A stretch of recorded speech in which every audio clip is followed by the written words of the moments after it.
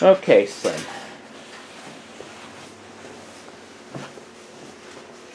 Last time we were talking about your youth and when you had just gotten married back in early 1950s.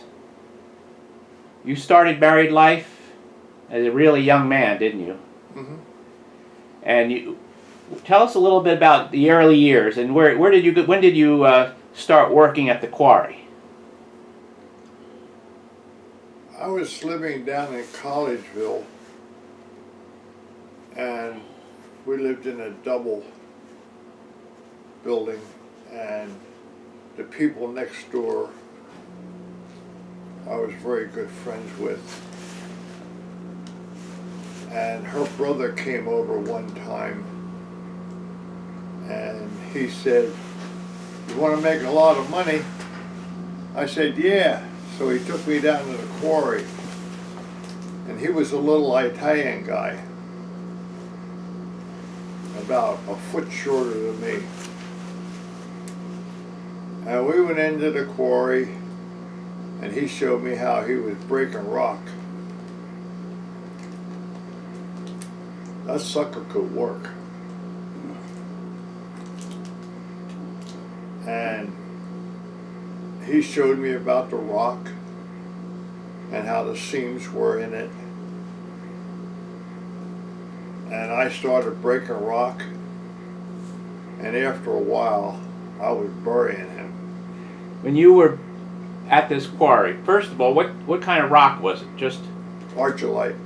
So the rock you'd use on a road, or the... Well, but I went into business for myself, breaking these big boulders. I had a dynamite license, and I would drill holes in the wall and shoot it out. And some of the boulders came out, they were bigger than your refrigerator. And I would break them up with a sledgehammer. And I bought a truck and a loader. And I would sell it to the masons down on the main line. And I was doing 10 tons an hour. You would break up 10 tons of rock an hour? Yeah. And that would be breaking up and lifting it onto the truck? No, lifting it onto my loader bucket. On the loader bucket. Okay. And then I would put it on a pile. And then I started selling stones to the masons that came in the quarry.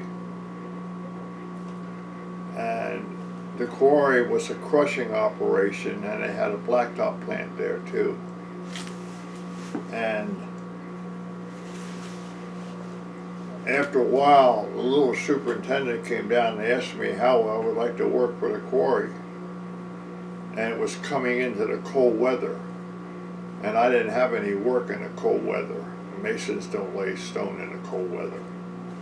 I said, sure. So I went to work for the quarry, and it wasn't too long before they made me the superintendent of the quarry. And then I was breaking rock after work on Saturdays and Sundays and working for the quarry. What was the name of the company? Gill Quarries. Gill Quarries. It was down in Fairview Village. Mm-hmm. And so I was making money hand over fist. Like I say, 10 tons an hour, $30 a ton. $30 a ton? Yeah.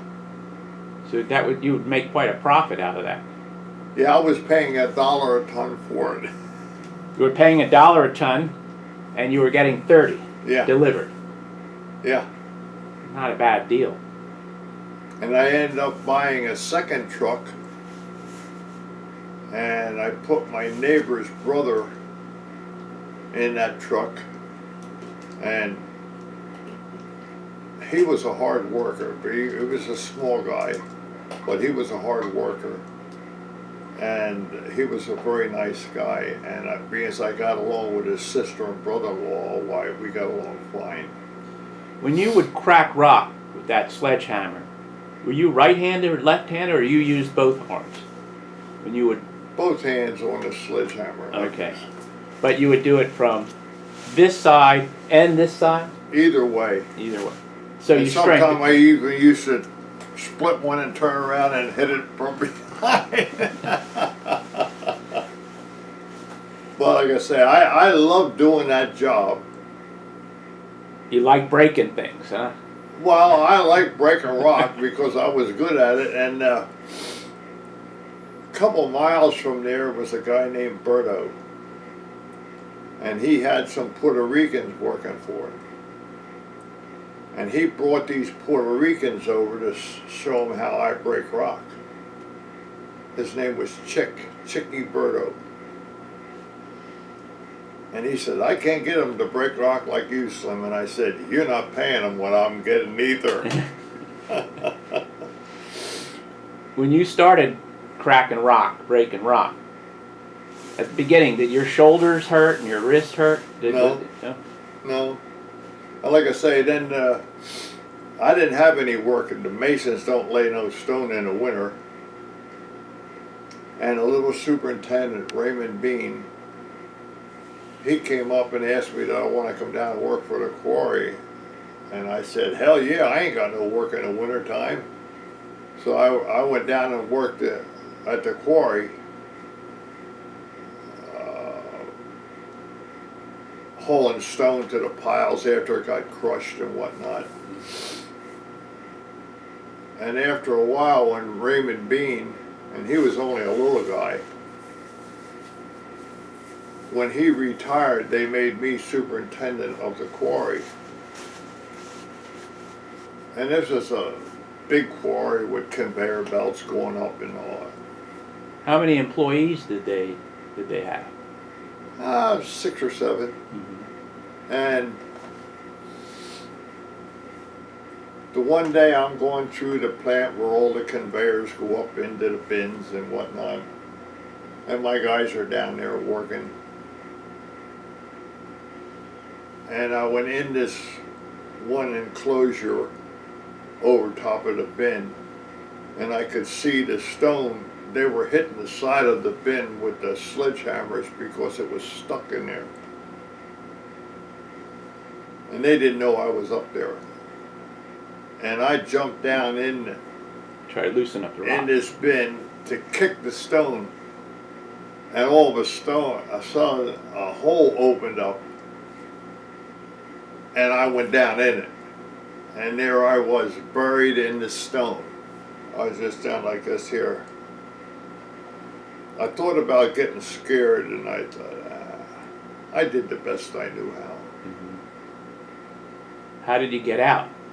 The guys didn't know I was in there, and they were hitting the side of the bin with sledgehammers, and I came out this chute, Yeah. landed in the truck. And they all stood around. There was 4 or 5 of them there, and they all looked at me. And I got up and I said, what the hell are you looking at? Get back to work. You weren't hurt. No. You were lucky. Was that probably the worst incident to happen to you while you Well, were like in I the say, plant? I was buried in that stone, and I thought to myself, well, this is it. And I didn't get scared or nothing. I said, well, I did the best I knew how. And then the next thing I knew, I came out to shoot. How many years did you work for that quarry? I don't know, lots. Well, you started as a young man. Yeah, And you, yeah, I was recently married. Did you have any kids at the time? I never had any kids. My wife had them. When your wife, did she have any kids at the time? Well, she started having them. Uh-huh. Every time I brought her home from the doctors, I said, how'd it go? She said, I'm pregnant again. I said, well, it ain't mine. She said, I know, but you're going to pay for it anyway.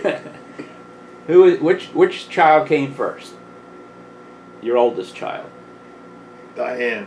Diane. Okay. And then the next child? I don't know. She had them. I didn't. And the next child that your wife had after Diane? I guess it was my son. And then they just kept coming. Right. How many total did your wife have? 5, but she lost one Mm-hmm. in the bathroom, and she came out crying. And I went in the toilet and I fished it out.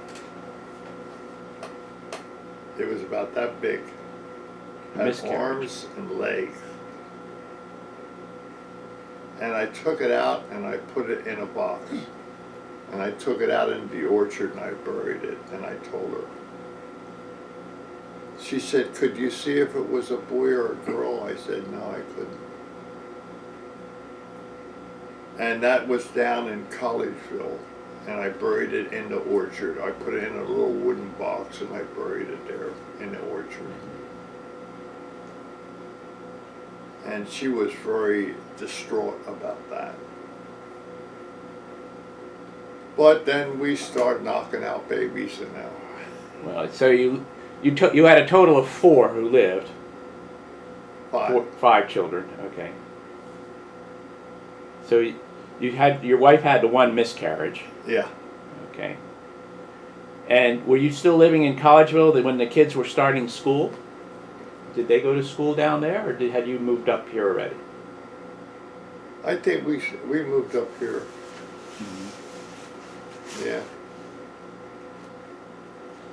Now, as you were in the quarry, and you're building your muscle, I assume, when did you kind of realize that maybe you had a skill or strength that most men didn't have? Did you ever feel that? Well, it all got inspired by, like I said, in the Norristown High School graduation. Right. And they called my name out, said least likely to succeed. And I stood up and gave them the finger and I said, "I'll be the best in the world at something."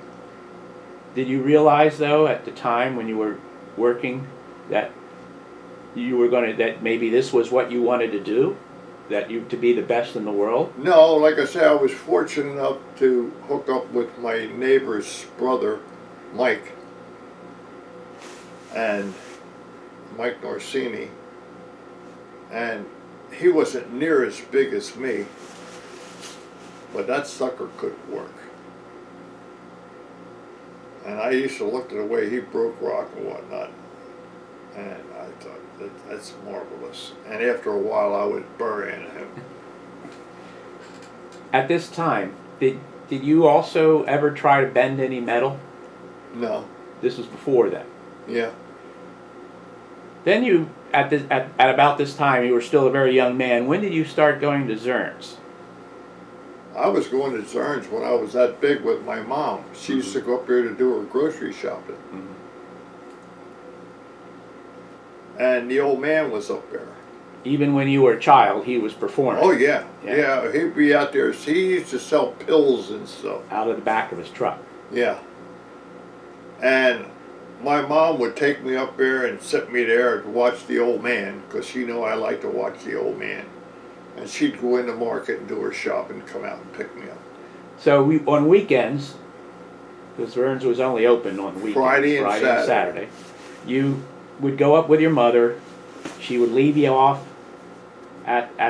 in the auction area, where the mighty outside where the Adams truck was. Where the truck was, right, which was next to the auction area. Yeah, right. And then she would pick you up after she was done. Yeah. And all the while you would be watching the mighty Adam perform or doing or selling his items. Did he notice that you were there? Did you feel that he saw you? Oh yeah. Well, the one time he put this chain on his chest and he broke this chain. And he said, "How is it only I, an old man among you, am the only one here who can break this chain? No, Wo's bend the bar." I have one of those bars there. Yeah.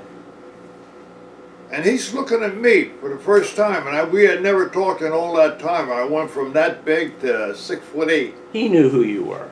He had seen you. And I said, "You ain't talking to me, old man."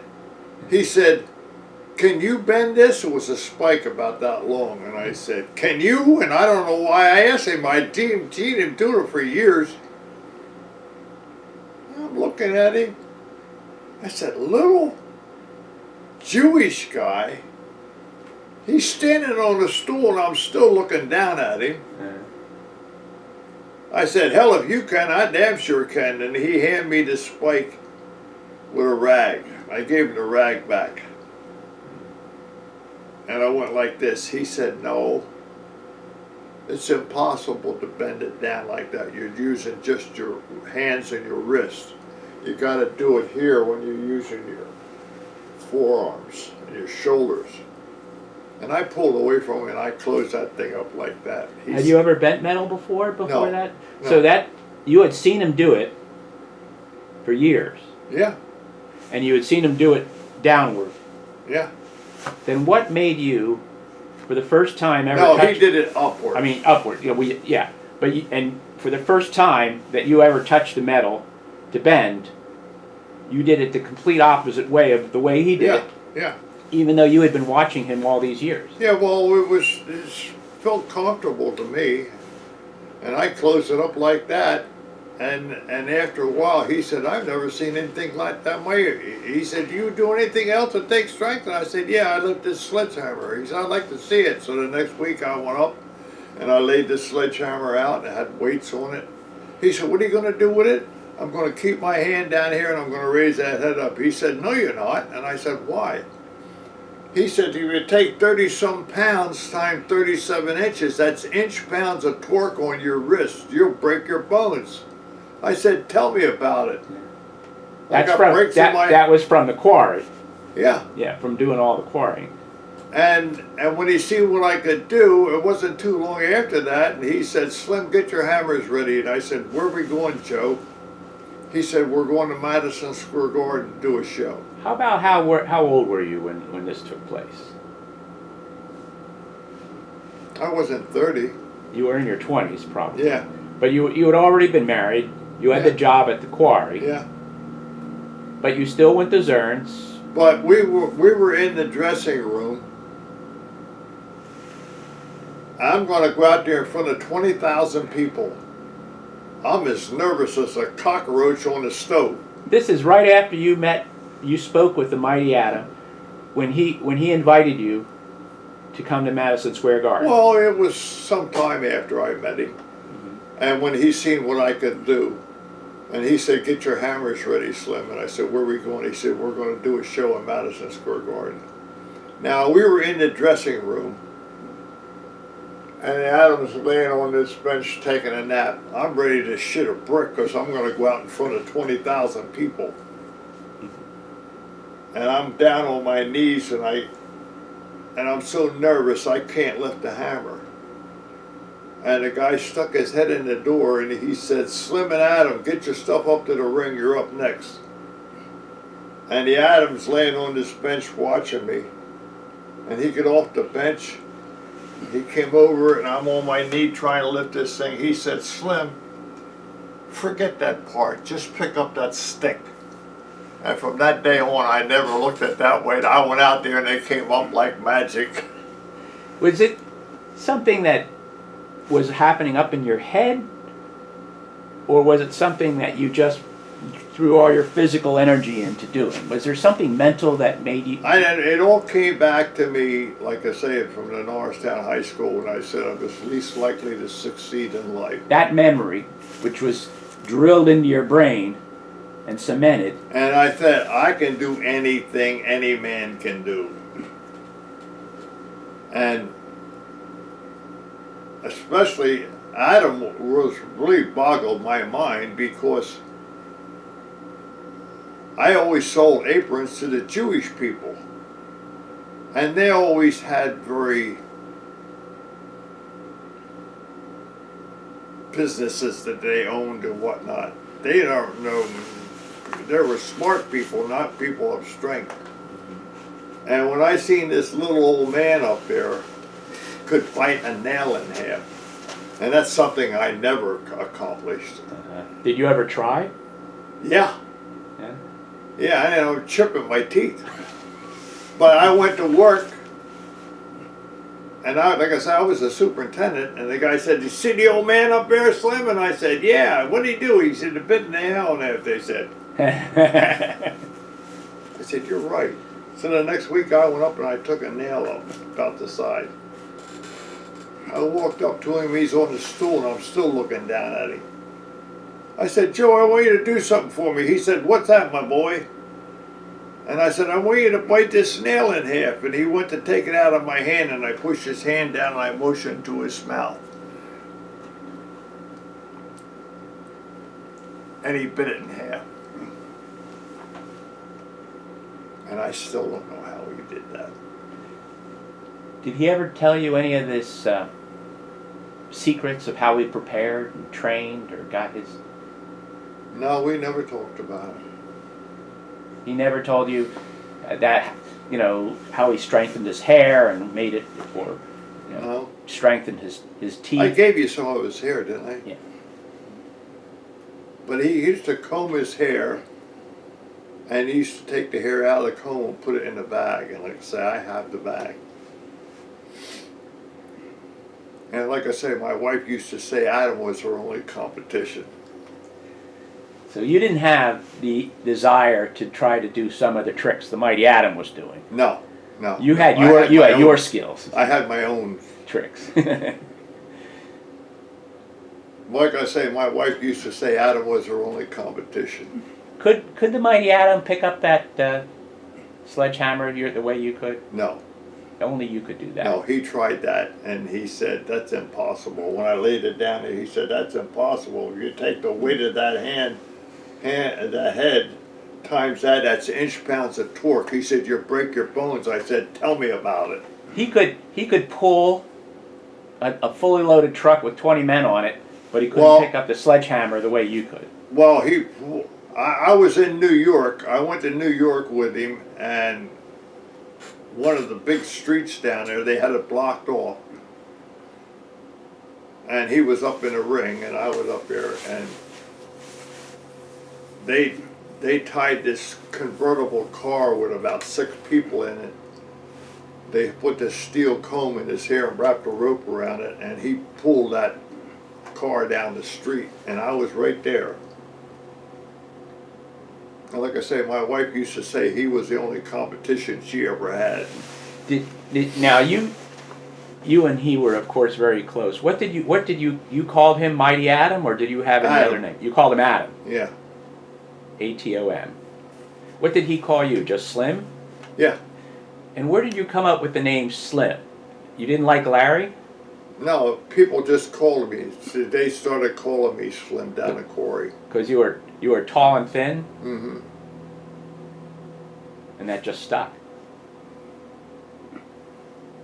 Now, but like I say, my wife knew Friday and Saturday was date night at Zern's to see the Adam. Uh-huh. You would also probably walk through the flea market and Yeah, get your vegetables, yeah, your meats, shoe fly pies, whatever you wanted, yeah. Well, whatever she wanted. whatever she wanted. Yeah. Yeah, she said, I want that. Yeah. And I would pay for it. It was a regular every weekend. Oh, yeah. Friday and Saturday, she knew we were going up to see Adam. Uh-huh.